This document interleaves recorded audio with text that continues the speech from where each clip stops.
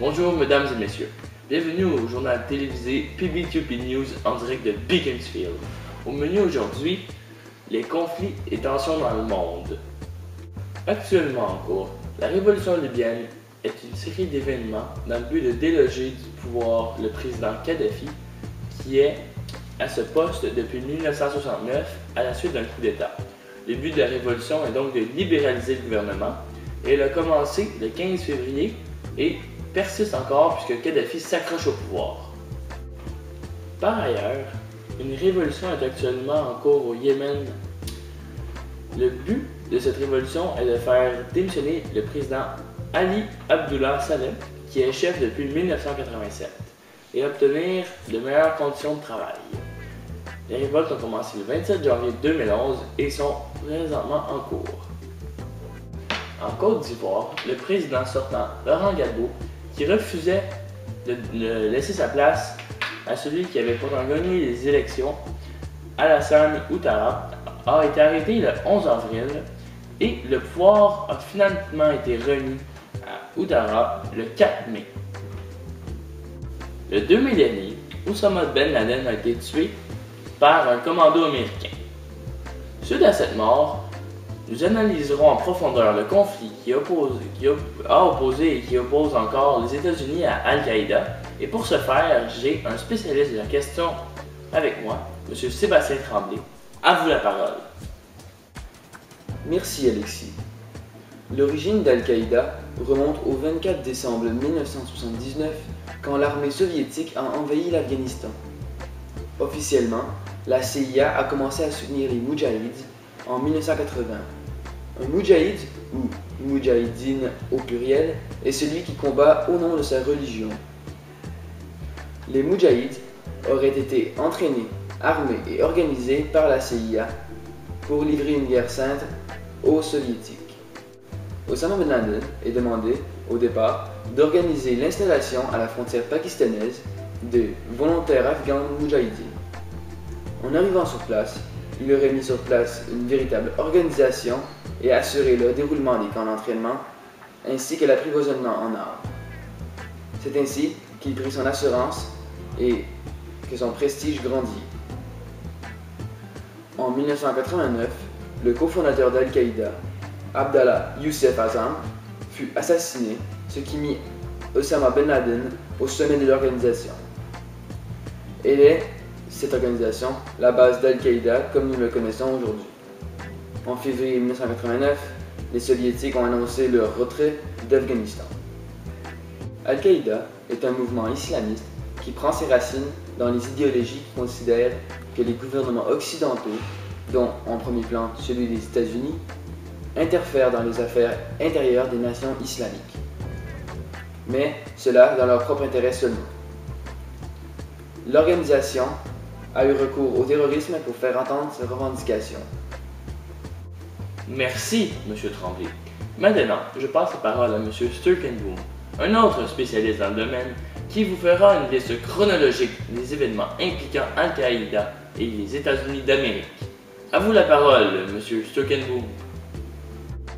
Depuis les années 1993, on observe des attentats terroristes d'Al-Qaïda envers les États-Unis.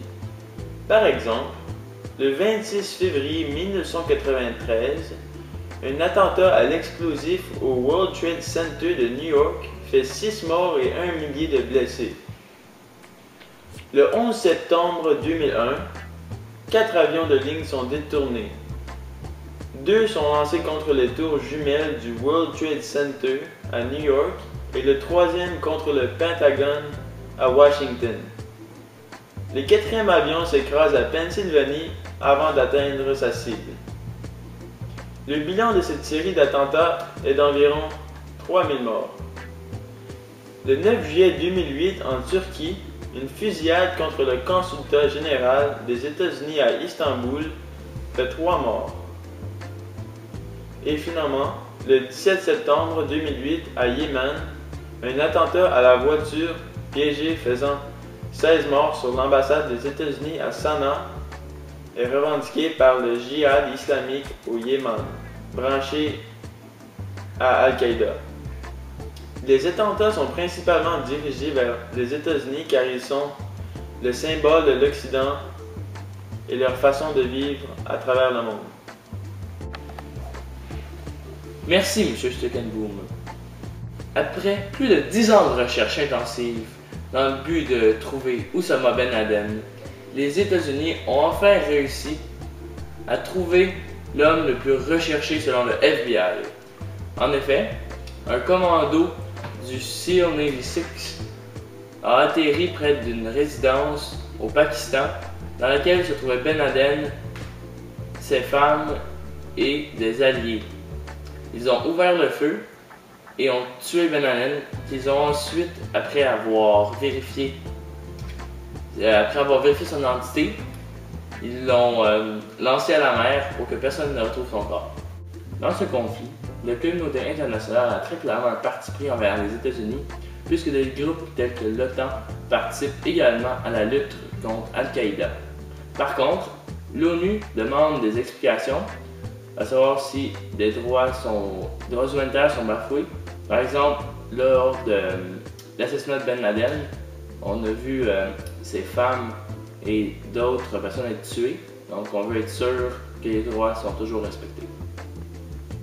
Ce conflit a eu un impact très large sur la population mondiale, puisque les attentats que Al-Qaïda a fait envers les États-Unis ont créé un climat de peur mondial sur toute la population. De plus, beaucoup de civils qui n'ont pas un impact direct dans ce conflit-là ont été tués. Puis dans les pays au Moyen-Orient, les États-Unis sont intervenus suite à des conflits avec Al-Qaïda, donc la recherche de Ben Laden en particulier. Il y a encore là des civils qui ont été tués ou d'autres arrêtés. Donc ce conflit-là a un très gros impact sur les civils de toute la population mondiale. Suite à ses performances magistrales dans le cours de monde contemporain, Mathieu Stuckenboom a enfin atteint le niveau 35 dans Tetris Battle sur Facebook. Merci à toute l'équipe de production. Bonne soirée. PB2P.